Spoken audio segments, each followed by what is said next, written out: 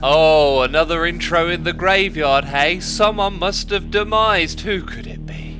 Could it be Corrales? Oh, no, it's not Corrales. Could it be Joe Hills? No, surely not Joe. It is the one and only Dead Times with Scar. Evil laugh. Spooky intro music aside, it is time for another episode of Hermitcraft, and we welcome Scar to the Dead team with open-rodded arms. He was demised by Ren and Strass working together, and if you want to go check that out, you know where to go. They've got videos on YouTube too, right? You know how this works. Go check them out. Anyhoozle, we'll be returning to the graveyard soon, there is no doubt, because I want to continue with this project that we worked on last episode, but as of right now, I've actually got something to show you from just the other day. I encountered a living hermit in the Hermitcraft Mall. I have spotted Tango over here, and he's got his new shop, which is kind of amusing. But by the way, I've just been sorting out the XP vault. Everything's good and in order. Dead person. Look, he's staring at me. I see you, Tango. I see you. Look at this. Look at this. We've got an alive player. There's TNT in there. What is Tango thinking of? Oh, hello there, Tango. Ooh, I don't trust you, dead person. I don't trust you. Smelly dead person. What do you want? I'm interested in this right here. What you got going on? Safety bunkers? It's for the living. People who don't want to end up like you. You're trying to help alive people. Is that? Yes. Is that it? Well, I'm trying to profit off of it. If you know what I'm saying. Yeah. See, you got that totem of undying in your hand there. Yeah. Well, I mean, obviously. Do you want to give me a tour? You like lurking around. I'll give you a tour. Sure. Yeah. We got the Tango safety bunkers here with all of our patented little technology here, like the pokey defense system. Mm-hmm. It's amazing. Mm-hmm. Look. Like if you're trying to walk in, you're just like, oh dear. See? Well, you know, PvP's against the rules. Yeah. Yeah. TNT isn't, right? If I killed you with TNT, that would be perfectly acceptable. Hey! Wouldn't it? I think it would. Oh, do you know what? I've got a bow and arrow. I can just shoot in random directions. How about we just... I can't shoot at you. We can just move this conversation outside, maybe. Maybe you could... what is this? I'm messing with you, Tango. This would be far too easier. Your death is going to be far more spectacular than something like that, you know. We'll see about that, my dead friend. We'll see about that. We'll see indeed. Yes. Yeah, I've got my eye on you, my dead crooked eye. I got both mine on you. Yeah. Should I have done it, my friends? Oh, it would have been so cruel. I'm having a hard time with this killing other hermits business. I had Tango's death right in my hands, but I had to let him go. It would have been too cruel. Anyway, while I was in the shopping mall, I spotted something that caught my interest. This right here, free potions for members of Breath Over Death. Oh, and someone's come over here and taken some already. Well, here's what I've been thinking. We're going to confiscate these golden apples. You see, Impulse has created these stationed all around the Hermitcraft server. Now, no one would be silly enough to pick out a poison potion and drink it, but there's something that we could replace these golden apples with. And this takes us to Tower Bay, and whenever in this area, you got to spend a little bit of time with your rockets, flying around, enjoying the feeling of just moving around these massive buildings. I love it. But at the base of our Netherwart Tower, we actually finished decorating this project over here recently, and we got our brown mushrooms where we can make suspicious stew. And do you know what we can hide inside of suspicious stew? Which you might be thinking gives you saturation, health boost, or some other positive effect. With the Wither Rose, we can hide the Wither effect inside of a suspicious stew. So an unsuspecting hermit in need of a health boost or some positive kind of effects may just consume one of these and get a little bit of a scare. And I say a little bit because it only lasts for a few seconds, but I think it would be worth doing to have a little bit of fun.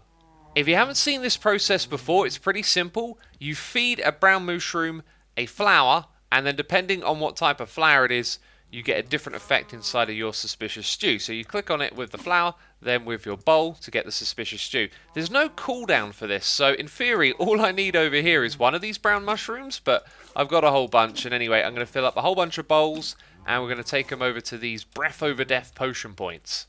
There is one of them here in the Nether Hub, which will be a very trafficked area. I wouldn't be surprised if quite a few of these have been taken. None. Brilliant. We're going to replace these with suspicious stews, and we've got to figure out where the rest of them are, but a little birdie has told me exactly where all of them are. So there are a few locations for us to visit, and I think we're going to be able to hit up all of these. So next stop is the shopping mall, and on my way over here, I've just kind of noticed there are lots of hermit's heads on sticks with blood on the ground.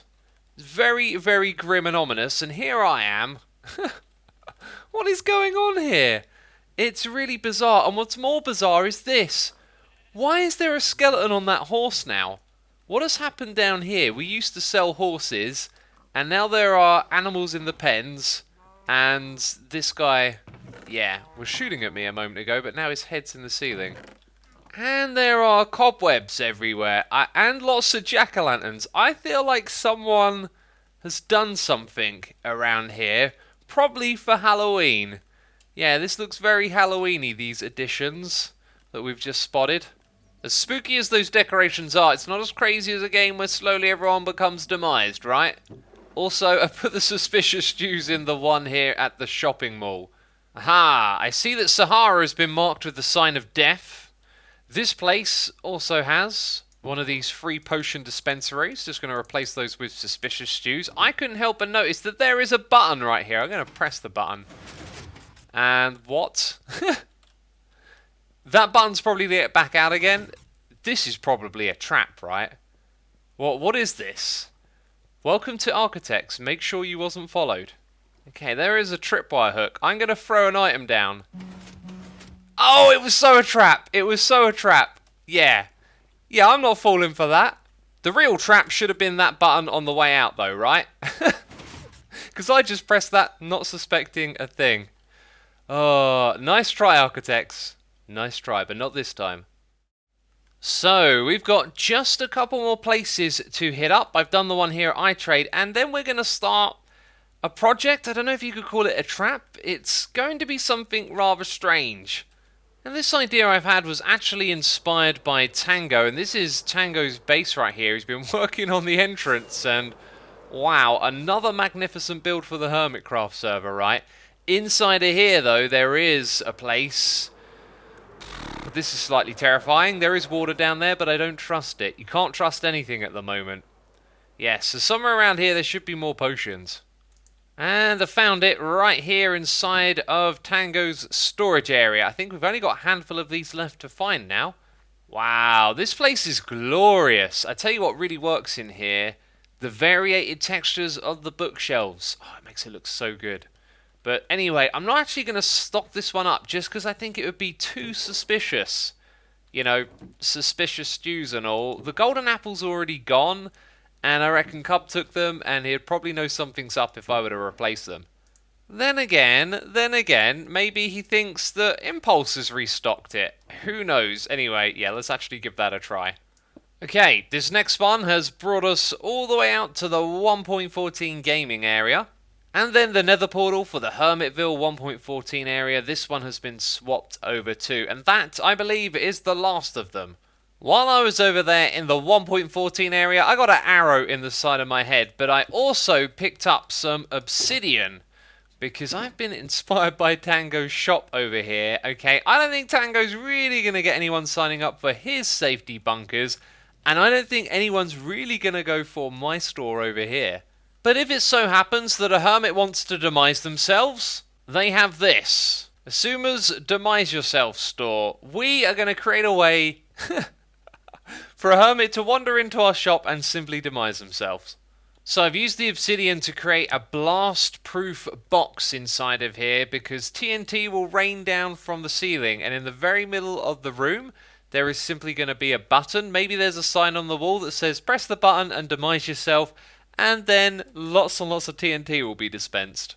And despite having this blast-proof obsidian box to work with, you can see that blocks on the outside do actually get damaged, including these sea lanterns up the top and some of the parts of the trap that I made here. So rather than dispensing a lot of TNT, we're going to dispense exactly 4. They're going to go through water streams to time this, and then they're going to drop down and explode right at the very bottom where the player will be standing.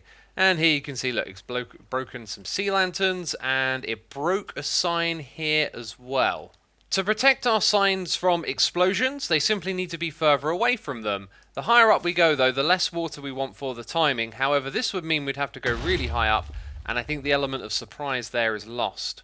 Now, a block of soul sand here might have its utility, or it might just backfire. Ooh. Oh. Now, this is a one-time use trap, but if we put the dispenser up here, 17 blocks away from the player, they're not going to hear it at all, and still with 2 water going across, it drops down onto the platform at the bottom with the perfect timing. So this right here, I think, is what we'll go with. So, do you see it? Can you see the problem in this area? What about now? Is it obvious yet? I don't think unless you got an eagle eye, you're going to notice it. It may not even be visible when you're staring right at it. But as we get real close, yeah, you can see a big problem just up the top here. So Tango and Impulse built this beautiful mole with a bunch of aquariums up here at the very top with fishies and dolphins inside of, and I've had to kind of disrupt one of these because it is directly above our Demise Yourself store, as you can see. So this is 17 blocks up, and it goes right inside the middle of one of these. It's painfully obvious when you're on the inside here, and then when you're on the outside, you kind of probably not going to notice. So I think we're going to get away with this one. And the Demise Yourself trap is ready to go. I mean, I've got to throw in a repeater down there, but a redstone signal can travel all the way up to the top, drop down the TNT on the Hermit down below without them hearing. So if they stand here and press the button, moments later, the TNT is just going to land right on top of them. And believe it or not, that's all there is to it. I don't know if anyone is going to be foolish enough, but now there is an option here on the server to demise yourself. And you know what? Some of you are going to talk about armor. I don't think regular armor like this is going to survive 4 TNT blasts. I don't think it's possible. Rather than assume, we should probably test, and maybe I should have done this earlier on before building this obsidian room. But anyway, I've got some armor here, and if we have a look at the enchantments, you can see blast protection and regular protection. This is the best configuration to protect yourself from a TNT blast. So let's go ahead, press the button, stand here, fingers crossed. Here comes the TNT, and just like that, we actually survived. So I think it's going to be far more likely that a hermit would wander in here, first of all with their wings on, and probably not with any blast protection, because I seem to be the only one who ever bothers with those kind of enchantments. At least that I notice. And so, just like that, kaboom! Yes, it will take a hermit out by the looks of things. Well, I finished doing all the wiring underground, and the room is ready to go. If anyone wants to demise themselves, now they have that option. I know you're thinking it's the silliest idea ever, but it's amused me, and I don't know, let's hang tight and see if anyone actually uses it. I have a question for you. Do you remember this shulker box? Don't do it. 15 diamonds. Why would you remember a shulker box? Because it's full of TNT. My goodness me. Do you know what we could do with this? We could open up a shop. And of course, here in the Halloween area, we have started to set up a shopping area. And I just want to say, thank you ever so much for the tremendous feedback on this build over here. Loads of great comments about it. And just looking at it from a distance over here, it looks fantastic. Of course, we are working to expand this area. And speaking of area, whenever we get to building the Dead Team's base, it's blatantly going to be called the Dead Quarters. But what should the name of this area be called if not the Halloween District? Because it's no longer Halloween and the area is kind of being repurposed. Anyway, leave a comment down below with your suggestions. I look forward to reading them all. In this game, we often try and make our builds look pretty and interesting by doing organics, throwing down grass and leaf blocks and the like. And I always feel like I'm an imposter when I'm doing this.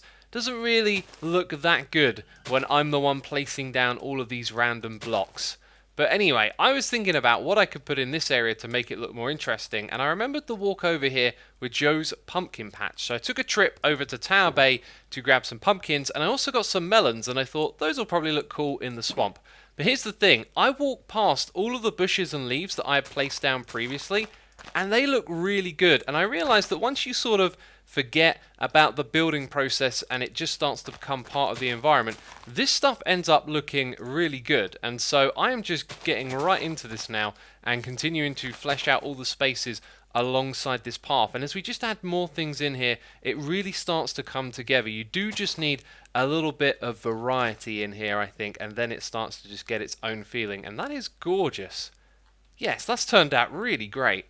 And after a few years of experimenting with this kind of building, you get more comfortable with it. However, you should always experiment, and not all your experiments are going to go to plan. So the melons do stick out a little bit. I'm going to leave them here and see if they grow on me. But in order to try and blend them in a little bit, I've thrown a lot of bushes around and also these other green blocks into the ground. And I really don't feel like it's working, but I'm going to leave it here in the background and let it settle. So as I'm working in the area, it'll just be there, and maybe it'll start to feel natural after a while. But anyway, you can see we've got our builds from last time. This one's been opened up, so there's a path that can go through to a plot over here. And I don't know if I'm going to build all of these buildings, but I certainly wouldn't mind it if another dead team member were to come over here and take up some of these other building opportunities. So maybe this right here could be a tower. This could be a big barn of some sort. And then I've just kind of left it over here with this path going into this area that I've cleared out a little bit. I've also strategically planted some trees just here because the tint of the biome starts to get quite luminous just round the back here, and we want to keep the dark feel of the swamp. The first order of business was to get in there and rip out the old blocks, because I decided each of these buildings should have a unique block palette, or at least a combination of them, because we're mostly going to be using wood. So I picked out 2 new types to be our main support blocks for the building. We're sticking with some of the similar principles, and so after putting these in, I went ahead and I stripped all of the logs. So the stripped logs for this one will be oak and jungle wood. The next step was to get in there with some jungle and oak wood and fill in all of the gaps, occasionally throwing in some jungle wood to make it look kind of rickety, putting trapdoors on the outside as well. This looks good, but I must admit the colours are a little bit close to the stripped logs, which I think will be alright in the long run here. So then it was onto the roof, and what I wanted to start off by doing was creating the correct arch from one side or the other, so it's symmetrical on both sides. And then there on the opposite side behind it, I made one that was really quite wonky, and then that gave me like a frame of reference to work off of. So then I just went about filling in as many of the other blocks as I could, and I decided to throw in some dark wood into here as well to kind of break up the spruce. And of course the shape is random and all over the place, but it is definitely missing something. I feel like it needs something else to show some structure, and I've got an idea what that could be, so we'll implement it next. What I think this needs is some structural support beams popping up from down below, and initially I thought that we'd have about 4 of them, but given the size of the room down here, I think we're going to put one here and have it bust up through the roof. So this looks kind of structural, but I think the stripped wood, and when it's not stripped, just blends in a little too easy here. We need a different texture. I also thought maybe trapdoors would look good up the top here, but that is not going to save it.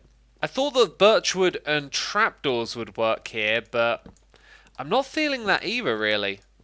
I thought this would be a sure thing, but actually it looks kind of a little bit strange up there. You know, I think it's possible to get a little bit hyper-focused on a problem sometimes. You don't have to fix everything in one go. You can leave this here for a while, come back to it at another time. It might also help if it has more relevance on the inside, so what is holding up the building here on the inside then holds it up on the outside, and maybe makes sense that way. I'm getting too hung up on building this and talking about every little detail, right? I think it's time that we jump forward in time and see this thing when it's finished. So there are many blocks and details now that you can observe, and I just got to say, I'm really enjoying this project. It is so nice to do some natural organic style building. The one thing I'll say about this is that I probably should have built the stables first, like the blueprint for it, because this is kind of small in here. But horses will be able to go into this space, and then they'll actually stay on the inside here. You see, this is 3 blocks tall. yet the bottom and the top are slabs. So that means something too tall, like myself, can go through here. But when a mob is looking at this, it sees a block here and a block there, and then it looks like it's a 1-block gap, and a horse won't think it can go through there. So you can drop off a horse the other side of these slabs, and then leave it there and it won't escape. On to the next building now. I wanted to come back and look at this roof. I think the thing that helped it work the most was the fact that it was steep. These other roofs that I'm building aren't as steep, and I think they lose some of their charm. Also, I decided to leave some gaps in this one over here, and when you approach it, it does look kind of odd. But if we go into the inside here, I really like the open feel up the top. It's kind of cool and different. And this is going to be our TNT shop, hence the red textures that I've used to make the walls around here. Do you know what? From there it looks odd as well. Maybe we will change this. Everything is a work in progress. There's no reason that I can't just rip out the roof and build it again. But we're going to focus on the interior here, and obviously we're selling TNT. And I say obviously, didn't I hint at this earlier? Didn't I say this was our plan? To get TNT in the hands of our fellow dead hermits for trapping and whatnot. And as for the interiors here, I think I've actually drained myself of my energy now for building today. I plan on doing a live stream the day after this video goes out in the evening. So twitch.tv/Xisuma, make sure you follow me over there. And we'll probably come to this area and just work on these buildings and maybe make another one as well. For now, what I want to do is just put a couple of these banners. It's not the best design, is it? I think maybe some of the other ones I could have picked would have worked better here. But anyway, it does kind of tell you it's TNT. And look at this. The price is 64 rotted flesh for a stack. What an absolute bargain. Now, we are done in this area for this episode. I have one more thing in mind. So I need to pack up and head over to the Concorp area. I just want to say, chess monsters, okay? Whatever you do in this game, you end up with a stupid amount of chess monsters. So if you've been watching Cubfan's videos, you'll know that in the game of Demise, he has been playing the Mr. Invincible challenges, where even though he's on the alive team, he brings himself close to death with death-defying stunts, which he somehow manages to survive time and time again. And I would like to issue a few challenges of my own that I think might be able to catch him out. We are also going to be offering up some totems of undying that Cub can choose to use as insurance during the challenge, or do the challenges without them and then keep them so he's got extra totems. Now, originally this was going to be 3 challenges, but then I thought of a 4th one, and in my mind 3 is a nice round number, right? But there's no reason we can't issue him 4 challenges instead of 3. It would be a little silly to do that just because 3 is a nice round number. We are now entering the gates of Concorp, and I just have to say it, this place is magnificent. Probably one of the best bases this season of Hermitcraft, without a shadow of a doubt. There are so many amazing things right here, and I've come in and added a little podium just over here in this area, which Cub can tear down later. Didn't want to make too much of an impact on the beautiful builds around here. So the podium has 4 barrels for the 4 challenges, and they're actually ranked in difficulty order. So this one over here is going to be the hardest one, and then there's going to be some instructions for this specific challenge. Then we have the 3rd difficult, the 2nd, and then what I think is the easiest one over here. So here's something interesting. There's a limit of characters here, but if I sign the book, go over here, I can add extra ones with the anvil. So now it actually says Doc's Phantom Run. So let's go through these one by one. The first challenge requires you to go into the Nether and kill 3 ghasts using your wings and sword. No potions or apples allowed. This means that Cub will have to dangerously fly through the Nether terrain, searching for ghasts to strike with his sword and potentially put him at risk of all the hazards of the Nether. This challenge is for obtaining a diamond ore from a fresh caving expedition, the difference being that you can only use a lava bucket as a weapon and no potions are allowed. This was inspired by Zedaf's Hot Swap game, where you had to go caving with a partner and swap a lava bucket between you. So this time, Cub has to obtain the diamond ore, except the only weapon is a lava bucket. Now, Doc's Phantom Run from very early on in the season took quite a few lives, and so I've challenged Cub to do this again with only the Demise armor on. And last of all, we have Grian's Elytra course. This has got to be the toughest one of all, only doing it with just your wings, no other armor allowed. The majority of this course is fairly straightforward, however there's a few tight turns and tricky bits where you could easily hit the wall and go splat. So Cub will have to be on his best game for this one if he's to uptake the challenge. I think this one is probably nearly impossible without armor on, because you're just going to take so much damage if you accidentally hit a wall. So I'm going to leave the instructions here in a book for Cub to read and understand, and remember, each challenge comes with a totem. You can leave the totem behind and then Cub will be able to keep it and use it whenever he likes, or you can take it along for the challenge and it could save his life, but then he'd have to throw it away after. And that's it, my friends. This is now here for Cubfan to discover. Of course, I'm going to shoot him a message and let him know this exists. And let's see what happens. Will he demise or will he survive the challenges? So this brings us to the end of the episode today. Remember to leave a like if you enjoyed it, and if you're not aware of my second and third channels, check out the description box down below if you want to catch more content. I don't know what else to say. This is the end of the episode. Thank you for watching, and I'll see you all soon. Ciao for now. Bye bye.